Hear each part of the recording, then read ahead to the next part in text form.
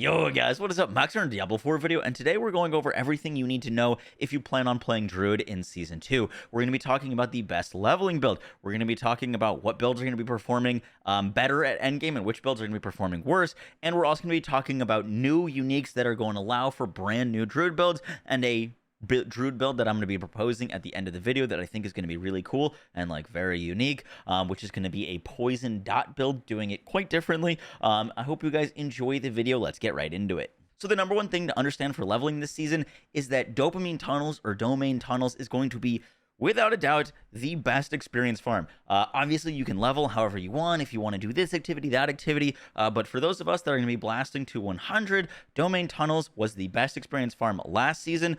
Yes, they nerfed like repeating nightmare dungeons. However, you can just run it as a normal dungeon, clear the first area, and then refresh it. It's incredibly efficient and poses a new challenge for us as Druid players, and that is there's not really any bosses to kill, but there are so many enemies. The build that is going to be the best for leveling for Season 2 is whatever build can kill the most amount of enemies in a large area as fast as possible. And so that leads us to a few different builds, and I tested all of the builds and timed them runs with even gear, even leveling things, and just timed them all, and I want to share my results with you. So the fastest Druid leveling build that I tested is Lightning Storm. Now, Lightning Storm isn't something that would normally be considered for leveling because it's got weaker single target. However, when there's so many enemies around and enemy density is so crazy, there is not another Druid leveling setup that can compete with Lightning Storm. It was clearing content way faster than all of the other skills, and about 50 seconds faster than Tornado. I found Tornado out of all of the skills to be the slowest, which I was actually a bit surprised before. I knew it wasn't going to be the best, but I didn't expect it to be the slowest. I think Tornado, without the aspect to seek enemies when there's so many enemies around, it just was falling flat a bit. And then Landslide, Pulverize, and Shred were all pretty close to each other. But if you're trying to get a base build, if you're going into the season, the build that you're going to want to set up first is Lightning Storm. Here's where things get really interesting though. I found Pulverize to be about 25 seconds slower than Lightning Storm at base for clearing domain tunnels. However, in the season journey, the new aspect for Druid is the Raw Might aspect, which is going to give us 30% more damage on Pulverize, and it's going to give us a stun on enemies after we hit 15 enemies. I cannot express how easy this is going to be to proc all the time. 15 enemies is nothing in domain tunnels. They're constantly surrounding you with enemies. So I think this is going to close the gap between Lightning Storm and Pulverize. Not only that, but the additions of like the new overpower scaling. So overpower damage is going to be doing more. And we're going to be able to pick up aspect of the Earth Sign Horror, which is going to give Pulverize Earth tag scaling, which is going to increase its damage drastically. There's not as many like aspects that you can really pick up for Lightning to improve it. And the vampiric powers are looking really good for Pulverize. I'm not sure how easy it is going to be to slot like major powers, but for minor powers, domination is going to be massive. It's going to give us that increased damage to stunned enemies and immobilized enemies, which we're going to be using our Poison Creeper to immobilize, and our stunned is going to be coming from our Pulverize. And then injured enemies, meaning enemies with 35% health or less, are going to get insta-killed. And our Poison Dots from Poison Creeper are going to be doing that on Pulverize. Plus, we've got Sanguine Brace, which is whenever we kill an enemy, we're going to fortify, which is going to give us increased crit chance. And then we can get Hemomancy, which is going to give us extra damage as our max life and allow us to heal on kill. Pair all of that with our guaranteed overpowers while healthy and the aspect of Retaliation. Your core skills deal 40% increased damage based on your amount of Fortify. I do think if you're willing to go out of your way to go get some aspects and some vampire powers that overpower Werebear is going to be the best leveling setup. However, if you just want to stick in the domain tunnels, Lightning Storm is going to be the best base build. If you're really looking to like go out and grab powers and aspects, I really do think that overpower Werebear is going to be the best. I will have my like Werebear leveling guide that I've been working on posted today, same day that this video is coming out. I'm going to be recording that as soon as I finish making this video, so just a heads up on that. Next up, I want to talk about some builds that are going to see some really cool improvements in Season 2 builds to keep your eye out on for Druid. And the first one is my Plague Shifter. Now, Plague Shifter's got a few variations of it, but the build is getting a massive upgrade in Season 2, and I want to explain why it's going to be so good. Now, I know I talked about that you couldn't really level with this build, but you absolutely could do Endgame. And one of the big reasons and one of the big buffs that this build is getting is the change to Nature's Fury. This now reads casting an Earth skill has a 30% chance to trigger a free Storm skill of the same category and vice versa. These free skills count as both Earth and Storm skills. So on Plague Shifter, we were casting all of these landslides everywhere. We were casting landslides. Landslides were triggering Nature's Fury, and that was triggering our symbiotic aspect, which was giving us cooldown on all of our abilities, and we were spamming all of these abilities, and subsequently, because we were spamming so many landslides everywhere, we were also spamming a lot of tornadoes and lightning storms. However, these just didn't do any damage because we weren't scaling our storm damage. Now, all of our damage increases to all of our Earth stuff if we've got over 100% more Earth crit damage, and we've got 300% more damage with Earth skills. And we're using aspects like Natural Balance that says casting a Storm skill grants your Earth skills 45% crit damage. That is now going to be applying to all of our lightning storms and our tornadoes that are casting out. These will now get Earth scaling tags, meaning that all of our damage increases to our Earth stuff are going to be buffing tornadoes and lightning. So that should be some nice additional damage for the build. The other thing that's going to be really cool is the Godslayer's Crown. Now, we all know that the helm spot for Druid is really important. Werebear builds and like Storm Wolf builds will not be putting this on because they need to use the Tempest, they need to use the Vassalies. However, human formed builds are going to be absolutely using this. It reads, when you stun, freeze, or immobilize an elite enemy or damage a boss, and remember that when we use our Poison Creeper on this build, everything is going to get instantly immobilized, and this is always up. So we've got immobilizes all the time. You deal 60% increased damage to whatever you're immobilizing or the elite or boss that you're immobilizing. And you're also getting a pull of all the nearby enemies. One of the big things that we're going to be losing from Season 1 to Season 2 is the heart that pulled in enemies for us. That made builds that did AoE damage, like Plague Shifter, so much more efficient, and losing that, I was pretty worried for. However, this helmet's basically going to be that replacement. We're going to have the ability to pull all those enemies in towards us again, which is fantastic.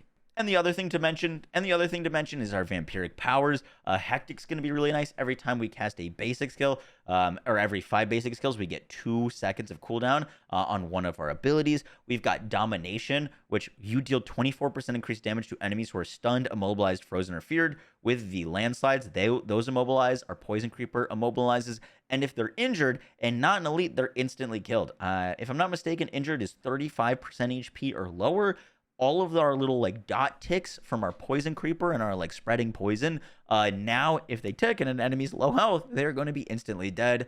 And then Moonrise is going to give us even more attack speed so that we can basic attack more often, get symbiotic more often, and get more tramples and landslides in. That should be really nice. And then my other 2 things that I had were Lucky Hit to Vampiric Curse enemies, and then we deal more damage to vulnerable enemies, and enemies that get Vampiric Cursed are going to be vulnerable, so we've got a lot more uptime on our vulnerable damage. I think Plague Shifter is going to be really, really fun next season. Another build to keep an eye out for is Terravolt. This is a build that I made in Season 0, and it revolved around using the Lightning Storm ability to do big screen-wide damage, but it wasn't great at bossing, and so we used Nature's Fury so that the Lightning Storm would cast landslides, and landslides were going to take care of the single target, while Lightning Storm did the AoE damage. And now, with the buff to Nature's Fury, that build's going to be way stronger, because the big issue with it is you ran into split scaling, where you wanted to increase your lightning damage, but then that wouldn't increase the damage of your landslides. Now we could just full send entirely into lightning damage, and all of that lightning damage increases will increase the damage of our landslides, which is going to be really cool. On top of that, this build is getting a lot of love, both in new Paragon nodes and glyphs, as well as vampiric powers. One of the new big ones is Bathe in Blood. While channeling a skill, you form a pool of blood beneath you. While channeling a skill in pool, your channeled skills deal 40% increased damage, and you gain 30% damage reduction. A pool can only be formed once every 8 seconds. This is great for a lightning storm because we are standing still, channeling that to give it massive damage and giving ourselves damage reduction, as well as domination. You deal more damage to stunned, immobilized, frozen, or feared enemies. We're going to be immobilizing enemies with the landslides, and our lightning bolts are also going to be immobilizing enemies. And then you've also got things like Sanguine Brace. Whenever you kill an enemy, we're going to be fortifying, which is going to be increasing our critical strike chance. And they also made a change so that you no longer need to have landslide on your hotbar to generate and benefit from Terra modes, which is going to free up a whole skill slot on our skill bar for this build, which is going to allow us to get even more tanky, is probably what I'm going to do with that. And they also just added this new glyph called the Electrocution glyph, which is going to give your lightning bolts and dancing bolts 39% increased damage, and enemies damaged by your lightning bolts or dancing bolts take 20% increased damage. So not only are they going to increase the damage of their lightning storm and the bolts and the dancing bolts, but it'll also, because they're going to get a damage multiplier, they're also going to take more damage from our landslides. This glyph is going to be crazy with this build. I'm probably gonna have to make another separate video about overpower werebear, because I will have a guide for that. But I also just wanted to mention how busted this power is gonna be on Druid. Resilience, you gain 1% damage reduction for every 2% life you are missing. They just nerfed the damage of Bulwark. Bulwark builds and damage from Bulwark are going to be dead. However, using the Bulwark skill will not be dead, as it's still going to be one of the best ways to stay alive on Druid and Nightmare 100, and the strongest way to stay alive with Bulwark was on low life builds, which took advantage of increased damage reduction while you were injured. This will make that even stronger of a playstyle. There was no nerfs to low life Bulwark survivability, which was tanking Lilith. Now we're going to have you gain 1% damage reduction for every 2% life you were missing. That is a ridiculous amount of extra damage reduction already on a build that's basically impossible to kill. So keep an eye out for low life builds as well. I don't think they're going to be low life Bulwark damage builds, but going low life and then using other skills and abilities is going to be a definitely viable playstyle for Druid in Season 2. Now, a build that I really want to talk about is something brand new that is only going to be able to be played possibly this season. We'll see. And that is going to be a build that I'm dubbing Poison Explosion. Obviously, I'm going to be making updated guides for Terravolt and Plague Shifter, and like all of the builds that I made in Season 1. However, for me personally, I enjoy trying and making new builds and new things. And so this is going to be the build that I'm thinking about diving into Season 2 with first, or pushing to Endgame with. Obviously, it's going to be dependent on what items I get and what aspects. I'm going to have to be flexible. But this on paper sounds busted to me, and I want to share what the build is. So this is going to be a full poison build. Poison on Druid has always been good. This is going to be the best possible season to play poison, and we're going to be utilizing the Godslayer Crown, Hunter Zenith Ring, and X-Files Corroded Signet to deal some ridiculous dot damage. Now, this is going to be a Shred build. Shred synergizes very well with Poison. However, it is not going to be a Grizzly Rage build. In fact, we're not actually using an ultimate on this build at all. We are going to be taking advantage of the newly buffed Hunter Zenith Ring. Now, Poison Shred using Hunter Zenith Ring is not like something that's totally brand new. However, with all of the buffs, this build is going to be crazy, and the new vampire powers are going to allow us to do some really, really cool things. So let me kind of explain what my plan is for this build. So we're going to be using Shred. Shred's our movement skill. It's going to be doing a lot of damage, and it'll have a way to proc poison for us with Toxic Claws. We'll probably try to find an amulet with +3 into Toxic Claws to get as much poison damage out of that. And then we're also going to be using both Debilitating Roar and Blood Howl. Blood Howl to increase our attack speed for Shred. Debilitating Roar is going to heal us, fortify us, and more importantly, give us 70% reduced damage from all of the enemies nearby. This is going to have 100% uptime. On this build, we will have 100% uptime of Debilitating Roar, which is going to be busted. And to do that, we need the Hunter Zenith Ring. This reads, gain a bonus when you kill with a shapeshifting skill. Werewolf, your next non-ultimate Werebear skill costs no resource and has no cooldown. Werebear, your next werewolf skill will heal you for X amount when damage is first dealt. Shred is going to be our werewolf skill that's killing enemies. If I kill an enemy with Shred, Now my werebear skill has 0 cooldown and 0 cost, and the only werebear skill that we're going to be using on this build is going to be debilitating roar, so that's going to constantly be getting that 0 cooldown, which is going to be really nice.